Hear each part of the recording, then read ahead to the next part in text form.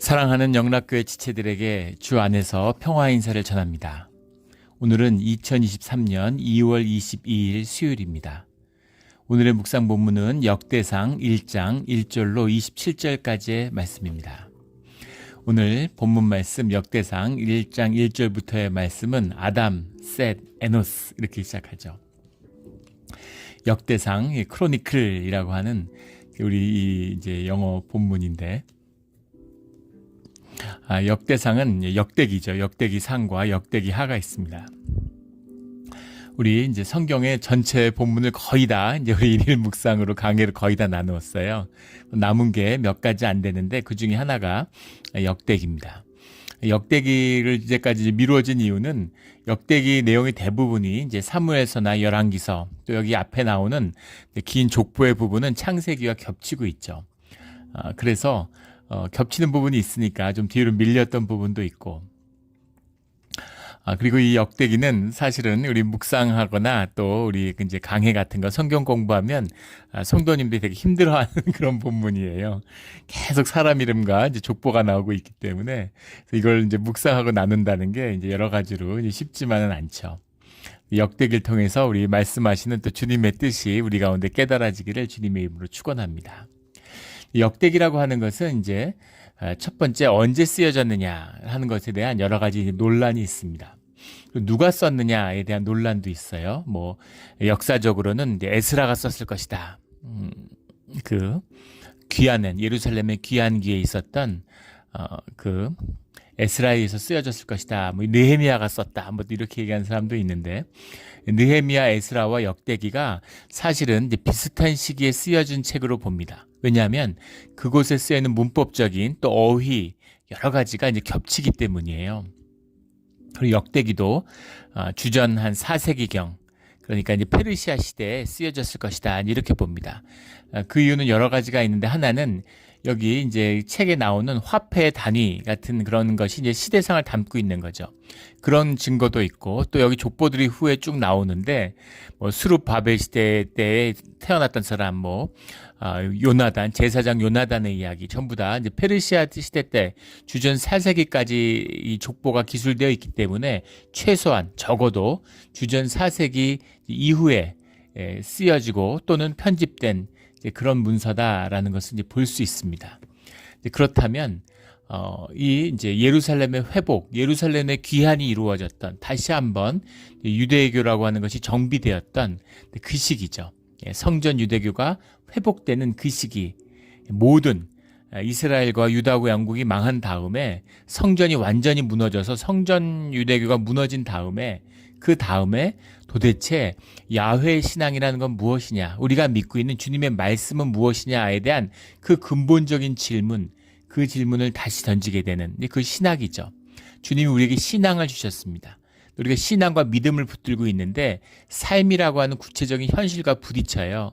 그 현실을 신앙 가운데에서 어떻게 이해하고 받아들이느냐라는 것이 신학의 주제죠. 성전은 절대 무너지지 않는데 주님의 민족은 망할 수 없는데 근데 주님의 민족이 망하고 성전이 무너져 버린 것이죠. 설마 성전을 주님이 버릴까? 근데 주님이 버리신 겁니다. 이스라엘 민족을 주님이 망하게 하실까? 망하게 하신 거죠. 그럼 도대체 주님은 어떤 분이신가? 마치 유대인들은 자신들의 제사와 율법 안에 주님이 갇혀 있는 것처럼 우리가 율법을 지키면 마치 무슨 주술처럼 우리가 성전을 지키면 주님은 절대 우리를 떠나지 않아. 주님은 오래전에 떠나신 거죠. 그래서 도대체 신앙이란 무엇일까? 야훼 신앙, 주님을 믿는다는 것, 말씀으로 살아간다는 건 무언가? 우리가 주님께 제사를 드리고 예배를 드린다는 것의 의미는 무엇일까라는 것. 제사를 한 해도 빼먹을 수 없는 거죠. 한 절기도 놓칠 수 없는 겁니다. 70년을 제사를 못 드렸어요. 그럼 도대체 제사란 무엇일까? 그 중심에 주님을 향한 예배의 본질이 무엇인가 하는 그 본질이 회복되는 시기죠.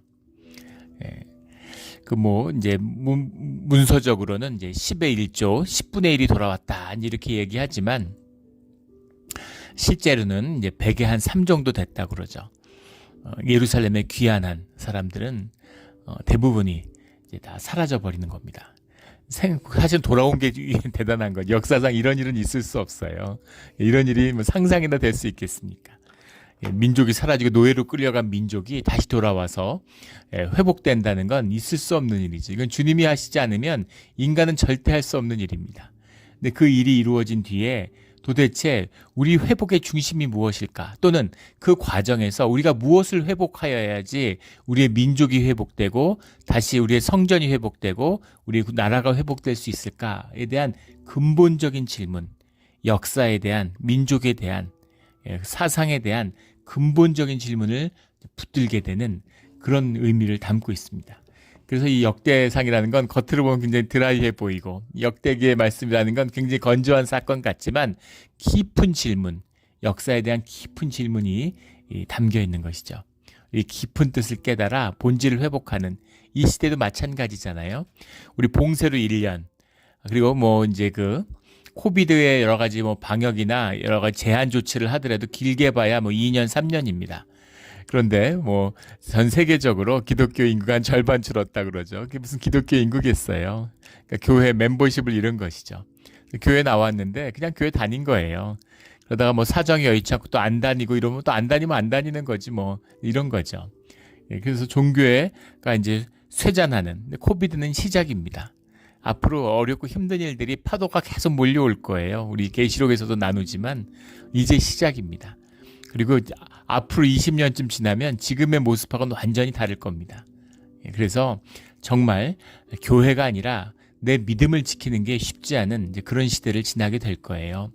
그러나 그 가운데 남은 자들이 있다는 겁니다. 주님이 주신 믿음을 새롭게 하고 주님 안에서 우리의 신앙을 우리 이 신앙의 외투인 종교를 새롭게 하는 이제 그런 일들이 이제 시작될 거라는 거죠. 씨앗의 역사, 남은 자의 역사가 시작되는 이 시기에 이 성경의 말씀은 우리에게 우리가 가야 할 것이 무엇인지를 이제 말씀하고 있는 것이죠. 그래서 이 역대기가 쓰여진 이유는 이 역대기라고 하는 이름이 이제 원래 이름은 이제 세페르 디브레 하냐밈이라는 말입니다. 디브레 하냐밈이라는 말이 그 시대의 사건, 시간의 사건, 그러니까 그때의 사건들, 그러니까 사건들을 모은 것이죠. 사무엘과 그 열왕기가 담지 못한 그런 역사를 보충했다. 이제 이런 의미가 들어있는 거죠. 세페르라는 건 이제 책이라는 의미죠. 히브리 말로. 그러니까 사건을 기록한 책 이런 뜻이에요. 근데 그 후대에 오면서 이제 그 라틴어로 성경이 이렇게 번역이 되는데 라틴어로 번역되기 전에 먼저 애굽에서 그 헬라어로 70인역이라고 우리 보통 얘기하는 먼저 번역이 됐는데 그 이유는 알 수 없지만 70인역에서 역대기를 역대기 상과 하 두 개로 쪼갰습니다. 두 개로 나눠놨어요. 그 두 개를 나눠놓은 거를 이제 그대로 받은 것이죠. 라틴어 본에서 처음에는 크로니카라고 해 크로니콘이라고 했는데 크로니콘이라는 것이 연대기죠. 그런데 이제 크로니콘에서 또 이걸 두 개로 쪼개가지고 크로니카에서 복수로 쓰기도 하고 그것을 그대로 영어가 받아서 이제 크로니클 이렇게 된 거죠. 역대기상, 역대기하 이렇게 나눠진 겁니다. 이 큰 주제 우리가 이미 나누었지만 이스라엘과 유다 왕국이 멸망한 다음에 도대체 하나님이 움직이시는 역사의 섭리가 무엇인가? 여전히 하나님은 살아계시고 남은 자들 가운데 역사하고 계시는데 그 뜻이 무엇일까라는 것을 이제 반추하는, 추구하는 역사 속에서 기억이잖아요. 이스라엘의 정체성은 무엇일까에 대한 고민 가운데 우리가 기억해야 될, 우리가 지워야 될 것과 우리가 남겨야 될 것이 무엇이냐라는 것을 고민하는 거죠. 솔로몬과 다윗 시대 위대한 성취들, 뭐 여호사밧과 히스기야와 요시야의 그런 개혁들, 성전을 개혁하려고 했던 그 시도들, 그런 뜻들을 우리가 기억해야 된다. 하나님께 신실한 남은 자의 역사를 세우겠다는 거죠. 또 하나 더 중요한 주제가 들어있습니다. 굉장히 중요한 주제인데 하나는 예루살렘 성전 예배의 기원, 도대체 예배가 무엇인가라는 것입니다. 그래서 제사장과 레위 사람들의 이제 족보, 계보 이것을 굉장히 치밀하게 구성하는 이제 그런 걸 보여주죠. 또 하나는 이 성전 유대교의 중심, 핵심이 무엇이었는가? 예배와 예배죠, 그것은. 예배 핵심이 무엇인가에 대한 유대인들이 찾은 이 남은 자들의 역사 가운데 찾은 답은 뭐냐면 다윗이에요. 다윗의 발견입니다. 그래서 크게 보면 레위의 발견과 다윗의 발견이다. 근데 레위의 발견이라는 건 제사장의 발견이죠. 성전의 발견이에요. 의미는 뭐냐면 예배와 삶이 통합돼야 된다라고 하는 주제를 찾은 것이죠. 예배 핵심이고 신앙의 핵심입니다. 우리가 이야기하는 예배 진실이에요. 삶이죠. 삶과 신앙이 통합돼야 되는구나. 유대교가 우리 성전 유대교가 종교화돼서 망했구나라는 것을 알게 된 거죠. 우리 기독교가 왜 지금 쇠퇴하고 있습니까? 왜 망해가고 있나요? 종교화됐기 때문이죠. 종교화됐다는 건 이원화됐다는 겁니다. 이원화됐다는 건 교회에서의 생활과 우리의 일상의 삶이란 것이 분리됐다는 거예요. 그게 종교의 본질입니다. 그 본질은 뭐냐면 영적인 본질은 거짓이라는 것이죠. 주님은 뭐 이런 거야. 교회에선 성경 공부해. 교회나 뭐 이런 걸 해. 이런 직분도 받고 뭐 제자 훈련도 하고 뭐 이런 일 하는 거야, 교회에서는.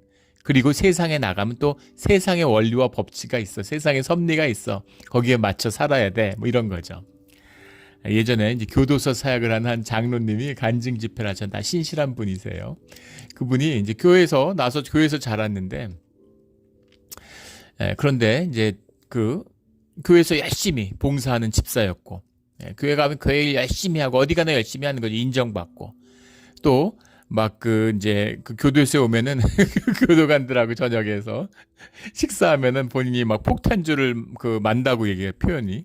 폭탄주를 마는 전문가라고, 폭탄주 전문가고, 또 잡기에 능하고, 뭐 화투도 잘 치고, 카드도 잘하고, 막 잘 놀고, 막 머리에 넥타이끈 물고, 막 노래방 같은 데 가면 노래 부르고, 막 이런, 그런 거 잘 노는 사람들이 있잖아요. 교도소장님이 정말, 당신은 진짜 훌륭한 크리스찬이라고, 크리스찬은 당신을 본받아야 된다, 이렇게 얘기했다는 거예요. 하도 잘 놀고, 교회는 교회에서 또 잘한다고 칭찬받고 열심히 하고. 그런데 이제 주님을 인격적으로 만나고 정말 깊이 회개하고 자기의 거짓의 인간이었다. 모든 것이 가짜였구나. 이런 회한을 이제 느끼게 되는 그런 고백을 하게 되었다는 것이죠. 그것입니다. 칭찬받고 인정받고 직분받고 이런 게 중요한 것이지 아니죠. 껍데기예요. 물론 의미가 없다는 것은 아닙니다. 옷이죠. 옷은 옷이에요. 옷은 옷이고 몸은 몸입니다. 옷은 몸을 덮고 가리는 것에 있는 것이지 옷이 몸이 될 수는 없어요. 사람들이 세상에 속아서 옷이 몸인 줄 알죠. 옷으로 사람 평가하고 또 좋은 옷, 비싼 옷 입으면 귀해지는 줄 알고 인생을 옷과 바꾸는, 돈과 바꾸는 어리석은 삶을 사는 비밀이 거기에 들어있는 것이죠. 그런데 그것이 다 망한 다음에 노예로 끌려가서 70년을 세 세대를 보낸 다음에 깨달음을 얻게 된 것이죠. 그래서 그 삶과 종교를 하나로 합쳐야 되겠구나, 하나를 만들어야 되겠구나 라는 결론에 도달하게 되는 것이죠. 이것이 제2성전이 회복되는 예루살렘 귀환의 핵심적인 주제입니다. 다윗이 상징하는 것, 이건 살아있는 하나님과의 교제죠. 하나님에게 이쁨 받고. 다윗은 형편없는 인간이에요. 거짓말도 잘하고 도둑질도 하고 속이고 살기 위해서 무슨 물불을 안 가리는, 자기 욕심을 채우기 위해서 살인 교사도 서슴지 않는 그런 인간입니다. 그런데 성경 전체를 통해서 하나님께 가장 사랑받은 인간이죠. 처음에 성경을 읽으면 당황해요. 이게 뭘까 도대체. 다윗은 뭐길래 하나님한테 사랑을 받을까? 자원하고 진실한 심령을 가진 자죠. 주님을 사랑해요. 자기 삶에 거짓이 많지만 주님을 사랑하고 주님 앞에 꾸밈이 없는 그 진실함을 가진 인간입니다. 이것이 하나님이 찾으시는 인간이에요. 주님이 우리한테 바르고 의롭게 살라고 하신 적이 없습니다. 그게 안 된다는 걸 누구보다 잘 아시는 분이에요. 그걸 안타깝게 여기고 불쌍히 여기시는 분이죠. 그래서 우리 삶 가운데 그 아픔을 회복시켜 주시겠다고, 주님이 의로운 삶으로 인도해 주시겠다고, 함께 해 주시겠다고 약속하시는 겁니다. 그 함께하는 비밀이 예배에 있는 것이죠. 그래서 삶과 예배를 통합하는 것, 이것이 하나님과 동행하는 것이고 축복과 또 번영의 길이구나라는 것을, 이 비밀을 깨닫게 되는 것이죠. 그래서 그 깨달음 가운데에서 유다의 역사를 다시 정리한 겁니다. 이것이 역대기예요. 역대기가 다 재미없어서 우리 예전에 성경 공부하면 한 권사님이 목사님 우리 역대기 언제 끝나냐고. 또 역대기가 시간이 많이 걸려요. 사람들이 너무 많이 나오니까 뭐 건너뛸 수도 있겠지만 뭐 또 하나하나 다 할 필요는 없습니다. 겹치는 부분이 많으니까 반복할 필요는 없겠죠. 그러나 그 나름의 의미 얼마나 깊이 고민했겠어요. 기도하고 고민하면서 그들의 삶의 정체성을, 시간을, 역사를 다시 구성한 거죠. 예. 우리 일제시대 때 뭐 단재 신채호 선생 이런 분이 상고사, 고대사를 다시 정리했잖아요.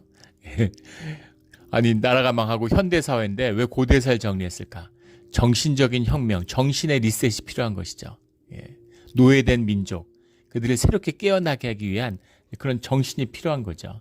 그런 것처럼 이 고대의 역사, 내가 누구인가? 난 도대체 누굴까? 난 노예일까? 난 이렇게 살다가 페르시아에서 노예 생활하다 죽어가는 그런 인간일까? 아니라는 거죠. 내가 누구인지 말할 수 있는 나는 누굴까? 하는 그 답을 주님 앞에서 찾은 그 고백이다라는 겁니다. 이것이 이제 역대기의 뜻이다라는 겁니다. 오늘 나누게 될 1장부터 27절까지의 말씀은 이제 아담에서 아브라함까지의 얘기죠. 근데 재밌는 것은 그 시작을 아담으로 잡았다는 겁니다. 이게 의미심장해요. 구속사를 구속하는데 아브라함에서 잡은 것이 아니라 기원을 아담에서 잡았다. 아담이라는 건 이제 뭐 우리 아담아, 흙에서 온 인간이란 뜻이죠. 아담은 아담의 후손이면 아담의 후손이 아닌 사람이 어디 있어요? 최초의 인간인데. 그러니까 아담에게서 찾았다는 건 구속사의 보편성을 얘기하는 것이죠. 모든 민족, 주님이 유대인만 무슨 구속하시고 유대인 구원하려고 유대인의 왕이 되신 게 아니야. 인류를 모두 초청하기 위한, 모든 주님의 자녀들을 인류를 구원하기 위한 그 구속의 시작이 바로 주님의 구속사의 시작이구나라는 것을 이제 알게 된 것이죠. 근데 이 깨달음을 유대인들이 지키질 못하고 또 지금도 그게 흐려졌죠. 지금도 사실 지금 유대교라는 건 유대교도 아니고 성경 유대교와 아무 상관이 없어요. 그 랍비 유대교 뒤에 만들어진 종교입니다. 그리고 그 종교에 의해서 끌어들여진 종교인들이에요. 혈통도 아니고 구속도 아닙니다. 근데 여기 이제 아담, 구속사의 보편성에서 시작하는 거죠. 아담, 셋, 에노스. 셋이라는 것은 아담의 아들이잖아요. 그런데 이제 셋이란 말 자체가 택함이고 대신한다라는 뜻이 들어있죠. 주님의 선물로 받은 새로운 혈통인데, 근데 그 앞에 있었던 아들 가인과 아벨이 빠졌죠. 가인은 죄인이라서 뺐다치고 아벨은 왜 빠졌을까? 뭐 후손이 없기 때문이다. 뭐 이런 이야기도 있는데 성경의 창세기에 흐르는 중요한 뜻이기도 합니다. 셋의 후손과 가인의 후손이 있다는 것이죠. 혈통적인 구분이 아니라 성경은 늘 세상에 속한 사람들과 주의 자녀들을 구분합니다. 이것이 성경 전체를 흐르는 중요한 뜻이에요. 노아가 새 땅을 찾았는데 거기에 사람들이 살아있는 사람들이 있어요. 아담이 에덴 동산을 떠났는데 세상에 살고 있는 사람들이 있습니다. 그럼 도대체 문자적으로 보면 이 사람들은 뭐 어디서 왔고 이 사람들은 뭐예요? 이런 질문을 하게 되는 거죠. 아담이 최초의 사람 아닙니까? 다 죽고 노아만 살아남은 거 아니에요? 새로 시작하는 거 아니에요? 근데 엄밀히 보면 그렇지 않은 게 보이는 것이죠. 그러면 이 성경이 틀린 것인가? 아니면 성경의 기록이 무슨 부족한 것인가? 이제 그런 얘기가 아니라 전혀 다른 관점이라는 겁니다. 세상의 이야기를 기록하거나 현상의 세계를 기록하는데 성경의 뜻이 있지 않아요. 그런 걸 기록하려고 하는 것이 아닙니다. 사건의 책, 세페르 디브레 하야밈 하는 사건이라는 건 주님의 사건이죠. 주님 안에서 구속사 안에서 의미 있는 것들을 나누는 겁니다. 생명도 마찬가지죠. 세상은 육신을 기준으로, 현상을 기준으로 해서 죽었다 살았다 하는데 성경은 육신의 죽음은 의미가 없어요. 어차피 영생인데 육신이 죽는 게 무슨 의미가 있습니까? 옷 갈아입는 것이죠.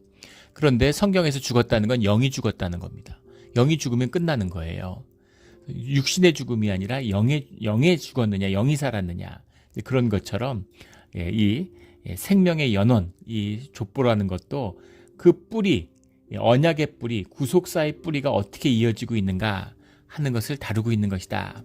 아담과 셋으로 간다. 셋의 후손과 가인의 후손이 있다. 이런 의미죠. 그다음에 에노스라고 하는 것은 뭐 이제 특별한 기록이 있는 것은 아니지만 우리 창세기 4장 26절에 나오는 여호와의 이름을 불렀더라 이렇게 시작하는 에노스에서 이제 예배가 시작됐다. 우리가 기억하는, 우리가 지금 이제 드리는 그 예배의 기원을 이제 에노스로 보죠. 에노스라는 게 약한 자 이런 말인데, 약하다 이런 말인데, 연약함으로 살아가야 하는, 세상 가운데 살아가려면 주님의 이름을 부를 수밖에 없는 것이죠. 이게 인간의 숙명입니다. 예, 그래서 그 인간의 역사의 시작이 이제 에노스를 통해 시작되는 것이죠. 게난과 마하랄렛, 야렛, 에녹, 무드셀라, 라멕. 에녹은 이제 죽지 않고 주님께 간 우리 뭐 이제 믿음의 표상으로 대표되는 사람이고, 무드셀라는 이제 장수의 대명사죠. 예. 라멕이라는 것은 이제 그 노아의 아버지고, 강한 사람, 강하지 않으면 강한 사람이 되지만 악한 세계에서 살아갈 수 없는 것이죠. 노아의 아버지가 살았던 세상은 어떤 것이겠어요? 악이 극에 달했던 그 시대를 살아야 했던 이제 강한 사람, 이런 뜻이 들어있죠. 노아, 셈, 함과 야벳은 조상들이라. 이렇게 족보를 쭉 이제 쓰고 있습니다. 노아가 이제 중요한 또 믿음의 조상이죠. 그 밑에 셈과 함과 야벳이 나오는데, 이 셈과 함과 야벳이 거의 지구상에 있는 모든 민족을 다 포괄하고 있습니다.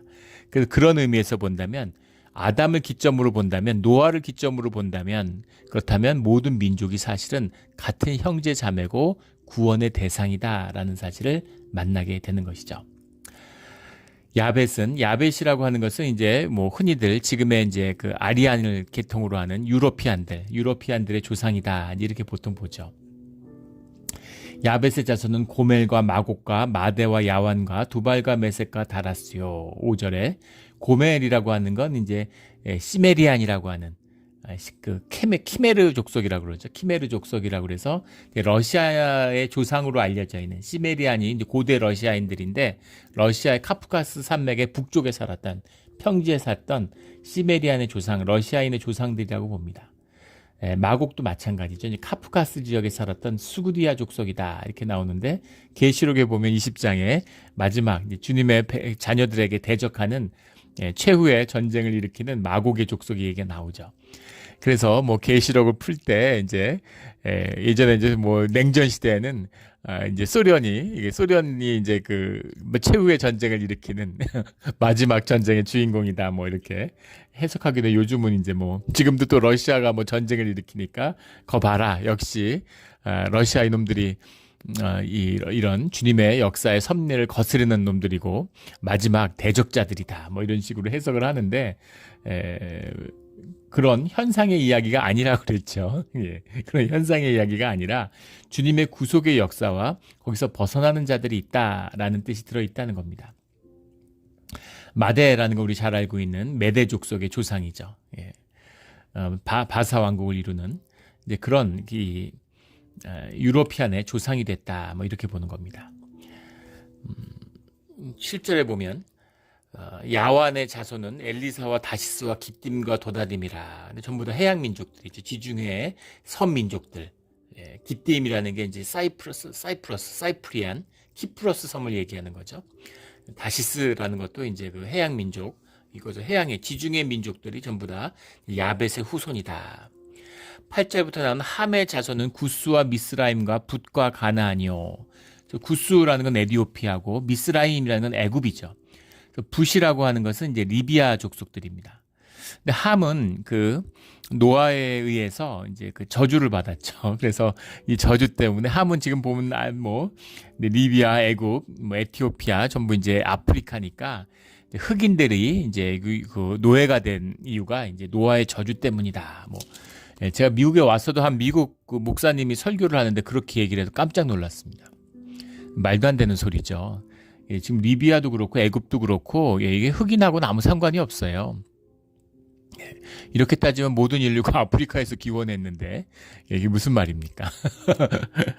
그리고 뭐 유럽에 산다고 유로피안이 아니죠. 라틴 민족들하고 또 북방에 있는 우리가 흔히 생각하는 아리안 계통의 그 전형적인 아리안이라는 건 이제 이라는 게에서 이제 발원했잖아요. 예, 그래서 그 이제 북부 유럽에 사는 노르웨이나 뭐 핀란드 뭐 이런 쪽, 덴마크나 이런 데 사는 그런 거하고는 이제 그런 인종적인 뿌리하고는 완전히 다른 것입니다. 얼마 전에 무슨 이렇게 TV에서 우즈베키스탄에 살다가 한국에 귀화한 이런 이제 자매인데 유전자 분석을 하는 거예요. 예, 그랬더니만 우즈베키스탄에서 왔는데 핀란드 피도 한 10% 있고 한국인 피가 들어있는 겁니다. 나 어떻게 이제 중앙아시아 사람들 한국인 피가 들어있느냐, 한국인한테 영향을 받은 걸까요? 이거 아니겠죠. 그게 아니고 한국인과 그 중앙아시아의 그 조상이 같은 거죠. 예. 그 중앙아시아 알타이 지역에서 기원해서 같이 살다가 흩어진 겁니다. 터키어하고 한국어가 어원이 같잖아요. 예, 그런 거죠. 김해 지역에서 이제 그 고분이 발견됐는데 그 지역에서 이제 코케시안들이 이제 발굴됐어요. 그래서 어떻게 유럽 사람들이 그 고대 시대에 한반도에 살았느냐. 그래서 뭐 여러 논란이 끊이지 않는데, 예, 지금 생각하면 안 되죠. 예, 유럽에서 여기까지 온 게 아니라 중앙아시아에서 같이 살다가, 예, 아시아에서도 살다가 이제 흩어진 거죠. 여기도 가고 저기도 가고 그러다 보니까 이제 유전자가 섞여 있는 것이죠. 그래서 그것을 혈통이나 혈육으로 따지는 것이 아니라 정신적인 의미입니다. 단군의 자손 뭐 이런 것처럼 유전자 분석을 하면 한국인하고 일본인하고 똑같이 나와요. 육적으로는 똑같습니다. 완전히 다른 민족이라고, 다른 민족이 아니라 철천지 원수죠. 예. 유전자가 똑같고 섞여 살면은 한 세대만 지나도, 예, 구분할 수가 없는 거예요. 전혀 알 수 없는 겁니다. 그런데 완전히 다른 민족이죠. 왜, 뭐가 아이덴티티를 구분할까요? 서로 자기 정체성에 대한 고백, 역사를 구성하는 그 세계관이 다르기 때문인 거죠. 그것입니다. 그래서 이 민족이라고 하는 구분, 이것은 구속의 역사, 주님의 역사 가운데 있다는 거죠.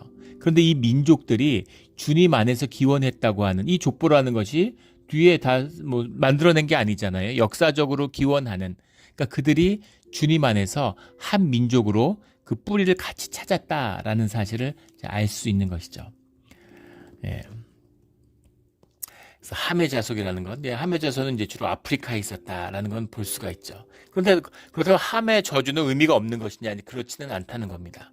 왜냐하면 이 역사 속에서 하나님의 뜻 가운데 구별되거나 거역된 민족들은 결국 주님 안에서 흥왕하지 못한다, 번성하지 못한다 라고 하는 교훈을 가슴에 새겨야 한다는 것이죠. 근데 뭐 보면은 구스도 그렇고 미스라임, 뭐 붓 이런 게 역사의 주인공이었죠, 고대 시대에. 그러나 현상 세계에서 역사를 지배하고 이런 게 중요한 게 아니야, 이런 겁니다. 10절에 가면 구스가 또 니무롯을 낳았으니 세상에서 첫 영걸이며, 영걸이다 이렇게 해석을 했는데 깃보르라는 말이죠. 성경에 많이 나오는 말입니다. 그래서 우리 가바르라 힘, 예, 마이티, 스트롱 이런 거죠. 근데 니무롯이라는 거는 이제 이 바벨론에서 처음으로 인간이 왕국을 이루는 국가의 출현의 기원이다, 이렇게 역사적으로 보는 그런 이제 시작이 이제 니무롯이다 이렇게 보는 거죠. 그래서 사람들끼리 나라를, 부족 사회가 아니라 왕국을 처음으로 이룬 자다, 이런 의미로 봅니다. 12절에 바드루심과 기슬루임과 갑도림을 낳았으니 블레셋 종족은 기슬루임에게서 나왔으며, 블레셋 종족이 기슬루임은 미스라임의 자식이죠. 애굽에서 나왔다. 블레셋이 애굽에서 나왔다라는 이 성경의 기록도 굉장히 의미심장합니다. 왜냐하면 블레셋 족속이 어디서 왔는지를 몰라요. 원래는 이 크레타 섬에 거주하다가 넘겨왔는데 블레셋이 고대 사회를 석권하게 됩니다. 애굽부터 시작해서 뭐 아수르까지 완전히 블레셋 민족이 이 근동 아시아를 이 소아시아 지역을 휩쓸죠. 예, 근데 역사 기록을 안 남겼어요. 문자가 없고 기록이 없어서 애굽의 역사의 기록에도 뭐 여기저기 문자에 이제 블레셋에 대한 얘기가 나오는데 정확히 블레셋이 누구인지에 대한 블레셋의 기록이 없는 겁니다. 예, 시피플에 대한 것은 뭐 역사의 가장 큰 미스테리 중에 하나죠. 근데 블레셋이 이제 애굽에서 기원했다라고 성경은 기록하고 있어요. 그래서 이 기록의 의미는 큰 것이죠. 굉장히 의미심장하다 이렇게 볼 수 있습니다. 13절에 가나안은 맏아들 시돈과 헷을 낳았고, 시돈이라는 건 페니키아인이죠. 헷이라고 하는 건 히타이트입니다. 둘 다 역사적으로 엄청난, 예, 인류의 역사 가운데 사실은 엄청난, 세상의 역사를 보면은 엄청난 역할을 한 민족이죠. 헷은 철기 문명을 낳았습니다. 크게 보면 지금 문명도 철기 문명이죠. 예. 석기 문명, 청동기 문명, 철기 문명 할 때 철기를 낳은 게 헷 족속이고 히타이트 민족이고, 시돈은 돈을 만든 민족이죠. 페니키아인들이, 지금 인류의 역사는 사실은 페니키아가 뭡니까? 그 페니키아가 이제 흡수되면서 페니키아의 그 질서가 흡수되면서 그리스로 가고 북아프리카로 갔다가 그다음에 로마로 갔다가 그것이 이제 뭐 유럽으로 옮겨가서 미국까지 이어지는 세상의 역사의 시작이 페니키아다 이렇게 할 정도로 페니키아 역사가 이제 돈의 역사죠. 그래서 돈과 철을 만들어낸 그런 민족들이에요. 이 민족들이 전부 다 함의 자손에서 나왔다라는 거죠. 그래서 세상에서 잘 되고 이런 것과 주님의 구속사와는 다른 것이다라는 겁니다. 주님의 구속의 역사의 의미. 이것이 이제 17절부터 나오는 셈의 시작이죠. 셈의 이야기와 아브라함의 얘기인데 셈의 이야기는 창세기 9장의 이야기고 아브라함의 얘기는 창세기 12장과 17장에 나오는 이 의미는 뭐냐면 언약입니다. 하나님과의 언약이죠. 그래서 인류의 역사, 이 구원의 역사라는 건 주님과의 언약으로 흘러가는 거야. 세상에서 뭐 큰 민족 이루고 잘 살고 왕국을 이루는 거하고 아무 상관없어. 중요한 건 언약이야. 그걸 알겠죠. 아수르도 망하고 바빌론도 망하고 페르시아도 망하는데 그걸 보면서 그런 거 중요하지 않구나. 중요한 건 언약이구나. 중요한 건 말씀이구나 하는 것을 알게 되는 거죠. 뭐 세상에 한국에서 그런 이야기를 한다고 그래요. 뭐 정확히 기억은 안 나는데 뭐 40이 넘으면 얼굴이 소용이 없고 뭐 50이 넘으면 학력이 소용이 없고 60이 넘으면 뭐 돈이 상관이 없고 70이 넘으면 건강이 뭐 상관이 없고 건강이 그러니까 나이가 이렇게 들어보면 80이 넘으면 뭐 사실은 그런 게 아무 의미가 없는 거죠. 80이 넘었는데 뭐 무슨 좋은 고등학교 나왔던 좋은 대학교 나왔던 뭐 젊었을 때 인물이 좋았던 무슨 상관이 있겠습니까? 80이 넘으면 다 건강도 안 좋으시잖아요. 젊었을 때 건강했다. 뭐 내가 100m 육상선 스프린터였어. 이 무슨 의미가 있겠어요? 그런 인생의 이제 의미를 얘기하는 거죠. 그것처럼 세월을 살고 나면 삶의 귀중한 것과 소중한 것은 다른 것이죠. 그렇죠. 역사를 이제 바라보면서 정말 중요한 것은 하나님과의 언약을 지키는 것이었구나, 구원이구나 하는 것을 가히 페르시아의 노예에서 회복된 유대인들, 바빌론의 노예에서 회복된 유대인들이 드릴 수 있는 고백의 신앙의 핵심입니다. 우리가 인생을 살고 나면 우리 그런 고백 듣잖아요. 믿음으로 살았던 분들이 귀한 게 하나님밖에 없고 주님이 주신 축복 자녀들 보면서 감사하고 자녀들에게 남겨줄 게 믿음의 유업밖에 없구나 이런 왜 말씀과 믿음을 자녀들에게 유업으로 남기지 못했을까 하는 애통함, 기도하면서 눈물의 기도를 하는 부모의 기도죠. 뭐 재산, 뭘 나눠줘도 자식이 못 지키면 그 자식에게 저주가 올무가 될 수 있는 거잖아요. 그래서 말씀밖에 없구나. 역사적으로 보면 주님하고의 언약밖에 없구나. 이 고백이 오늘 족보 가운데 들어있는 겁니다. 19절에 가면 그렇다면 셈의 후손은 전부 다 구원과 믿음의 계통이냐? 그럼 또 그렇지도 않다는 것이죠. 19절에 가면 두 아들을 낳아 에벨은 하나님의 이름을 벨렉이라 했으니 이는 그때 땅이 나뉘었으며 벨렉 이 시대에 이제 이 벨렉이 히브리인의 조상들이죠. 근데 이때 이제 그 바벨탑의 사건으로 민족들이 쪼개지는 역사가 또 일어난다는 것을 보게 됩니다. 그 아우의 이름은 욕단이다. 욕단이 중요한 건 욕단이 아랍인들의 조상이기 때문이에요. 아랍인의 조상인데 사실은 지금 아랍 사람들은 이스마엘이 자신들의 조상이라고 얘기하죠. 이것도 일종의 이제 정신적인 트랜지션이 일어난 거죠. 항상 역사적으로 늘 욕단이라고 그랬어요. 욕단이라고 하는 것과 이스마엘이라고 하는 건 무슨 차이가 있겠습니까? 아브라함의 후손이라는 거죠. 아브라함의 구속의 언약, 여호와의 구속의 언약이 그것이 유대인이나 크리스찬뿐 아니라 이슬람도 마찬가지다. 아브라함의 언약 가운데 있다라고 하는 이제 그 믿음의 민족이다. 이슬람도 그걸 위해서 이스마엘의 자손이라고 이제 이야기하는 겁니다. 역사적으로는 늘 욕단의 자손이라고 불렸죠. 그럼 욕단의 자손은 다 주님을 떠난 자냐? 그러면 그렇지 않습니다. 22절에 그 욕단의 후손 중에서 아비마엘 이런 이름, 아버지는 하나님이시다 이런 고백이죠. 신앙의 고백이죠. 자식 이름을 이렇게 짓는 우리 뭐 하임이 뭐 예지 뭐 하나님의 임재 뭐 예수님의 지혜 뭐 이렇게 우리 여자애들에게 이름 그렇게 짓잖아요. 그런 것처럼 믿음의 고백이 있는 거죠. 우리 뭐 저희 애들도 마찬가지죠. 다 믿음의 고백이 아이들 이름에 담겨 있습니다. 그것처럼 주님의 욕단의 후손 가운데서도 또 주님의 구속의 역사가 새롭게 시작될 수 있다라는 걸 이제 보여주고 있는 겁니다. 그래서 그 족보가 쭉 벨렉에서 에벨에서 벨렉에서 이어져서 수룩, 나홀, 데라, 아브라함, 곧 아브라함은 웬 조상들이요. 아브라함까지 이어지는 것이죠. 아담, 셈, 그리고 아브라함, 이렇게 구속의 믿음의 언약의 역사가 주님 안에서 흘러가고 있다는 겁니다. 이 믿음이 우리에게까지 이어지고 있는 겁니다. 우리가 아브라함의 후손이고 또 우리가 아담의 후손인 거죠. 우리 믿음의 고백을, 주님의 구속의 역사가 우리 가운데 새로워지는 역대기를 쓰는 이때의 심정처럼 우리 가운데서 우리의 이 모든 신앙의 고백이 다시 정립되는 이 시대의 믿음, 이 시대의 신앙이 되기를 예수 그리스도 이름으로 축원합니다. 아멘. 기도드리겠습니다. 하나님 아버지 감사합니다. 오늘 주님의 귀한 말씀을 받았습니다. 우리가 삶에서 믿음이 무엇인지, 신앙이 무엇인지를 자문하게 되는 그런 사건들을 경험하게 됩니다. 주님, 그럴 때 우리의 중심에 뿌려진 주님의 믿음의 씨앗이 진실한 남은 자의 생명의 씨앗이 되어서 우리의 삶을 다시금 풍성하게 피워내는 생명의 역사가 다시금 시작되는 그런 역사를 만나게 하여 주시옵소서.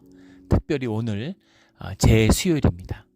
회개가 시작되고 사순절이 시작되는 이 절기가 주님 안에서 우리 삶이 완전히 리셋되는 새로운 출발이 시작되는 예배와 삶이 통합되는 그런 시간이 되기를 소원합니다. 감사하며 예수 그리스도 이름으로 기도드렸습니다. 아멘.